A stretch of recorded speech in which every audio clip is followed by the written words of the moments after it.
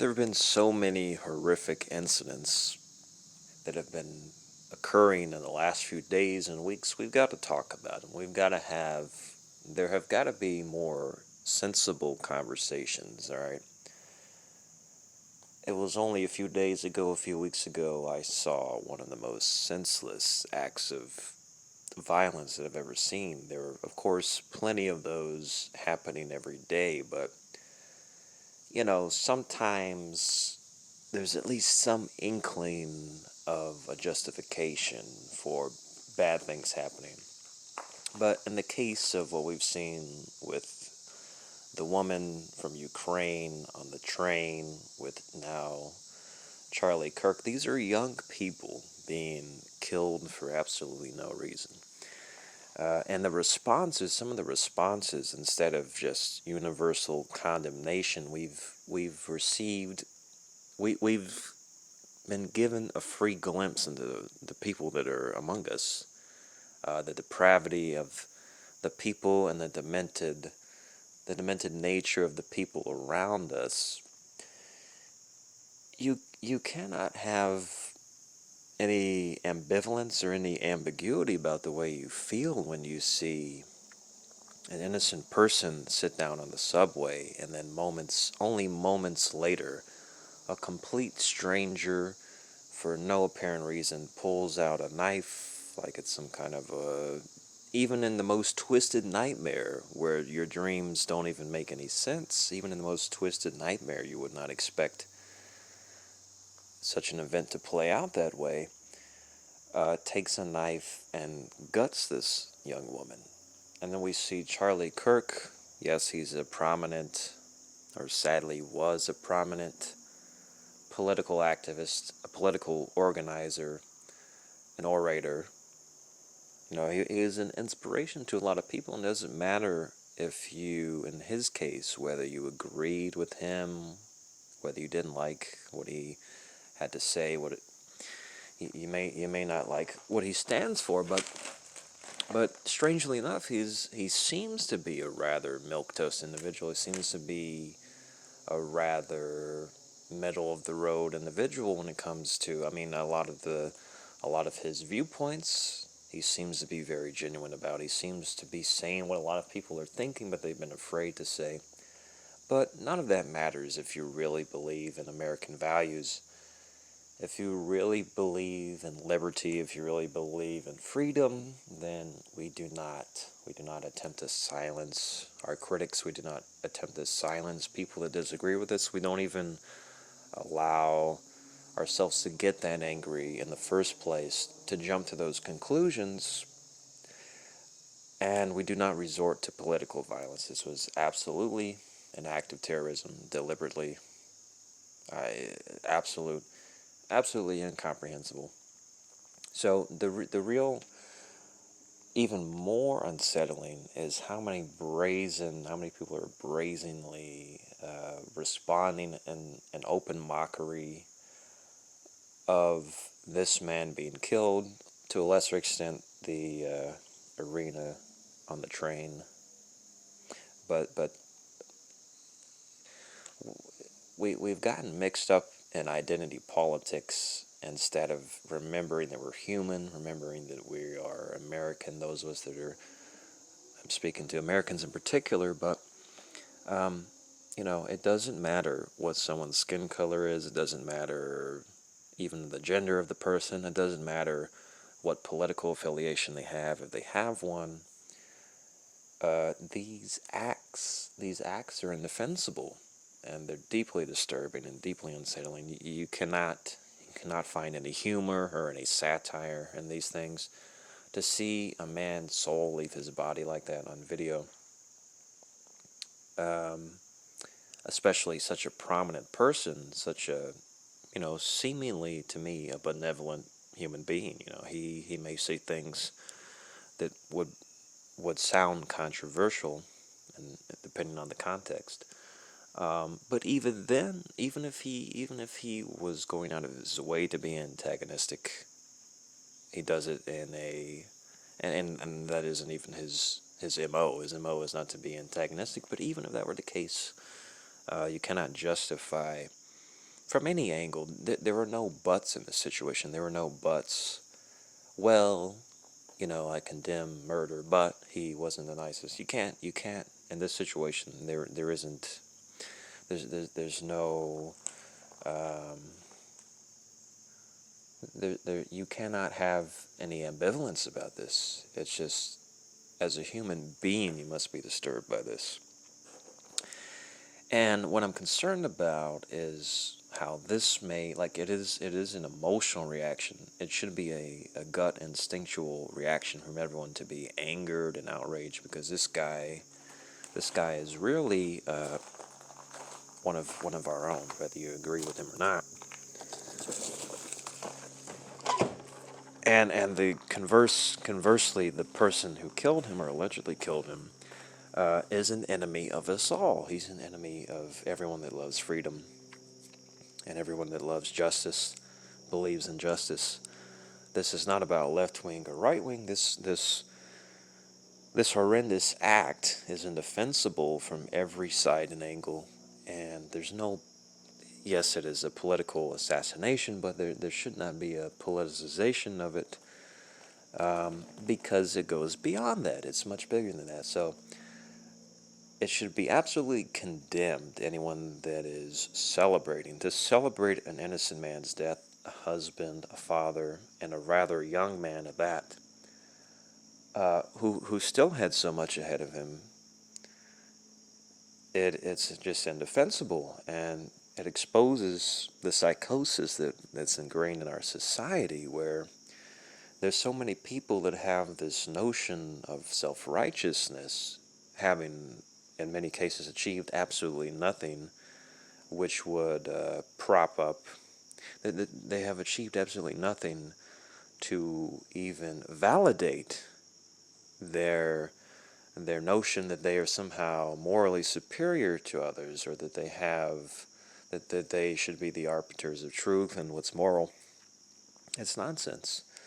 Um, but it's really psychotic and sociopathic to openly mock. It's one thing if you have a prejudice and you keep it to yourself, but there should always be an overriding thought in your head. Well, maybe this actually is just terrible, and just put it out of your mind if you can't deal with it, with how you feel. But to openly to mock this man, and even in some cases we've seen people sending hate to his widow and his children.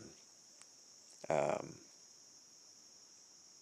and in the case of Iryna, to make it about, uh, you know, some sort of a revenge killing, some sort of a, how can I say it, some sort of I mean, ultimately, two wrongs don't make it right. That's all I'm going to say about that issue. And I mean, to be completely clear, this woman in particular was innocent, but to talk about race relations, or the equivalent in Charlie's case, the political affiliations, it's all nonsense. We should not be attacking each other, dividing each other. We have to be united together.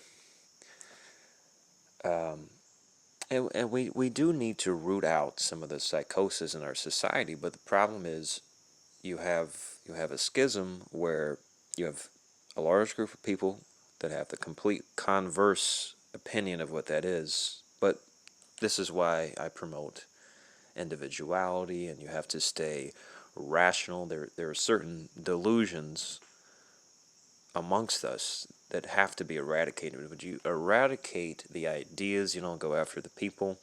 And the way that you do that, you've got to get a lot of people out of the education system. You've got to get a lot of people out there uh, that are not teaching what they should be, that are not teaching curriculum, that are trying to spread propaganda instead of education.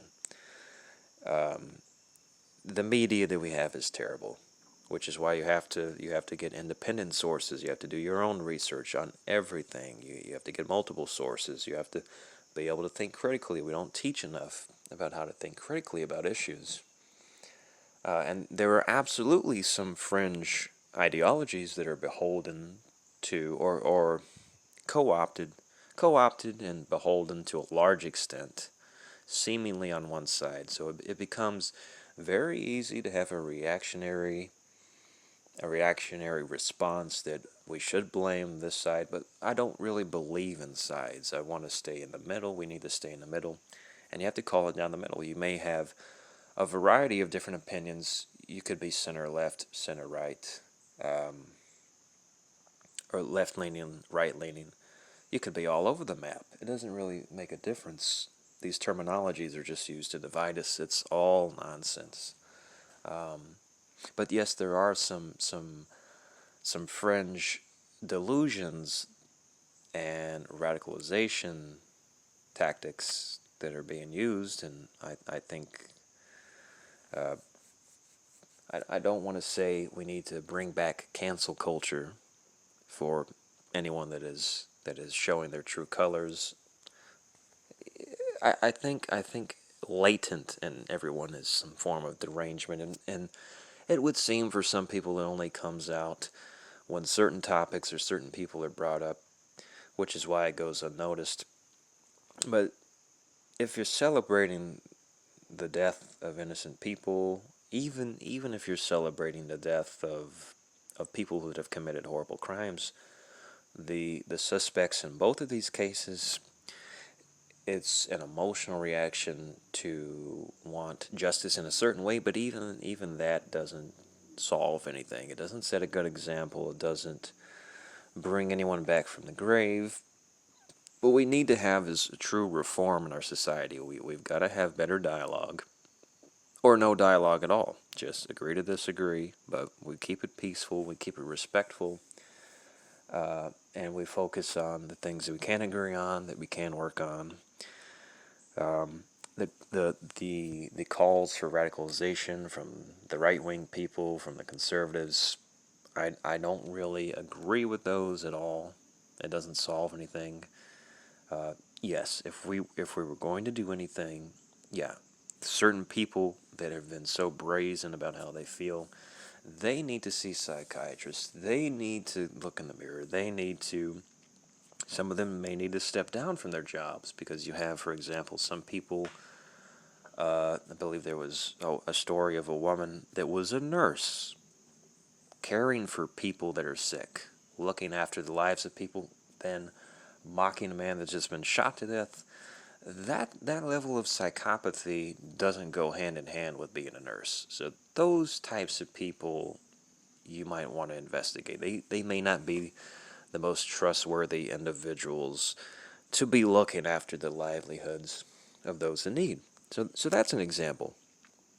But broadly, we don't want to start being censorious. Let these people speak their minds. Let them expose themselves. We should shame them publicly, but we should not resort to talk of a revolution. No, we need to get back to the fundamentals, get back to the fundamental problems that our country is facing, that our world is facing. We have to work together if we're going to solve them. We're not going to achieve anything by civil war, whatever you want to call it, all nonsense. But people have to have decency, and if you don't have that inherently, if you don't have critical thinking to say, yes, I may have disagreed with this person, yes, I oppose them ideologically, but certainly if you have integrity and morals and if you have character, you would never wish that on a person. You never wish a sniper bullet to a man's artery that instantly takes him out in front of his wife and children, and so many people watching that, tens of millions around the world seeing that's not what you advocate for. So the responses to this to celebrate that death, whether it's celebrating the death of Charlie, of Iryna, a particular individual, whether it's celebrating one group of people being killed, we've become far too desensitized to this. But there's something about Charlie's and Iryna's death, those deaths in particular. It's quite unsettling. Because there's just no possible justification. It's one thing when people die in war, you understand it's sometimes deliberate, sometimes it's just part of the game that's being played, and it's indefensible. there shouldn't be an equivocation, but you understand that those things can happen. But it goes to show you how fragile life is, and everyone has to have personal accountability. We have to, yes, have accountability for the people that are close to us. We got to be looking out for each other. You got to hold people accountable. If you know someone that's celebrating these things, you got to talk to them, and you might not be able to reach them, but people got to look in the mirror, and I hope all these people uh, have true shame from what they've been doing, and those of us that have decency and understand that we should not be celebrating these murders that are senseless, and acts of terrorism, acts of psychosis, and you don't just get to be radicalized and see someone on television and dehumanize them in your mind and say, oh, I'm just going to kill that person. Absolutely horrific, and I don't want to say it's a seismic event in our world right now, but it really, I don't want to say it's changing the trajectory of where we're going with this, at least politically, but there's a big what if. What if these people, again, a lot of people are losing their lives. There's gigantic what ifs, but when it's all being chronicled in front of you, um, I don't know. This has hit me different. It's hit a lot of people different. Um, and again, you see people equivocating. Oh, it's only the death of one man. What about all the people dying in war? Again, we should not be equivocating. Every death in such a manner is inexcusable. Um, but mainly, I'm making this because the number of people celebrating, it's just it is a form of hypocrisy, and it's just inhuman. You shouldn't even be having these thoughts. Um, and because it's happening in America, it's also a symbolic attack against free speech, which I think is the main reason why it's just very. You didn't think it was going to happen, and we could have seen a lot worse, and I hope we don't see any more. So the right response to this is not to be gleeful about someone being killed. Real life is not the internet. Real life is people say things, people disagree, and then you go on with your life and have a disagreement with someone, especially if you've never met them before and you're not going to see them all the time. Have a disagreement with them. The things you disagree on, you don't have to talk about. Put it in the back of your mind. This man was a husband and a father. He was only 31 years old. He's not much removed from my age group, so it's just completely unacceptable. And there's nothing gained from it, nothing positive that can be gained from it, other than the only thing that could be indirectly,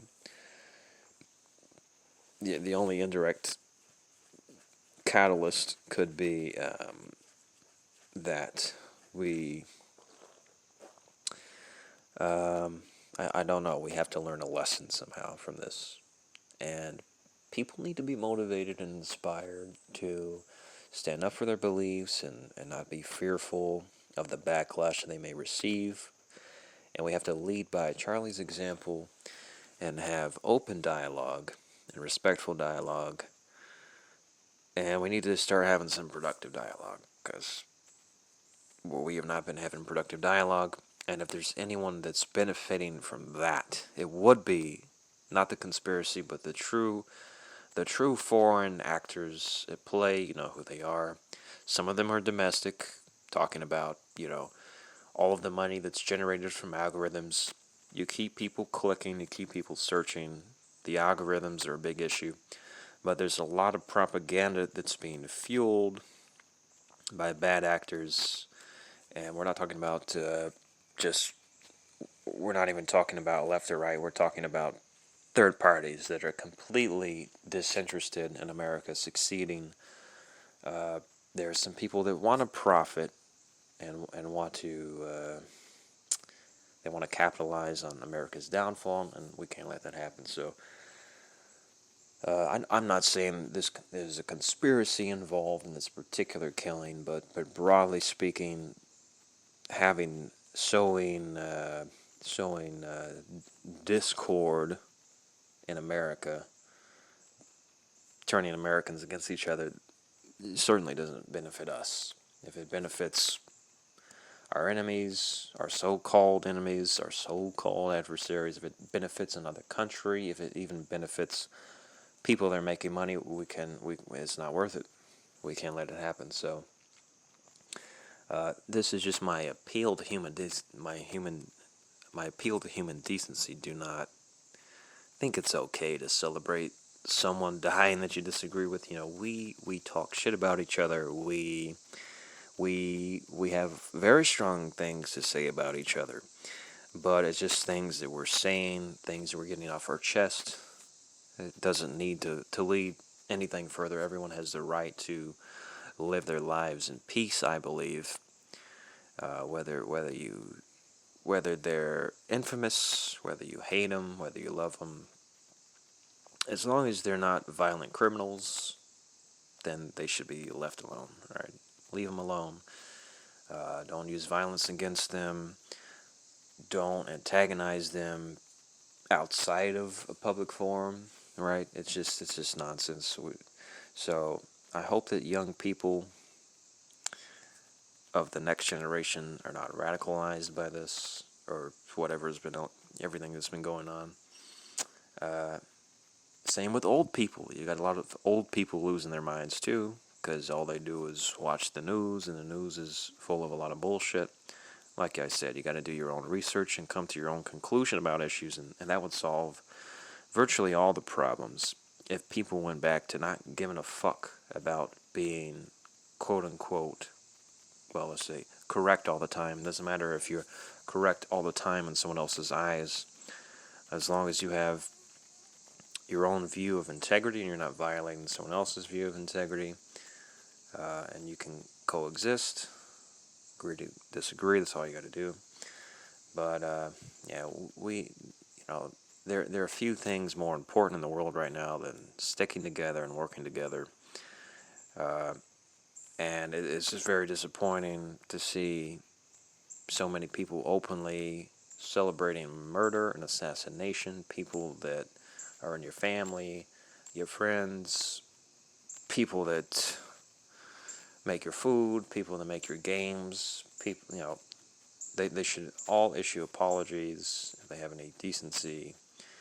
And if some people have to step away, I feel like if you can't own up to that and immediately get over that, then you got to take some time off and do some soul searching, and then maybe you can be welcomed back. But this is not how we run a society. But just my viewpoint. We don't need to have an uprising over this, but we do need to have these people in our thoughts, and we need to think better about how we conduct ourselves so we don't let these kind of things ever happen again.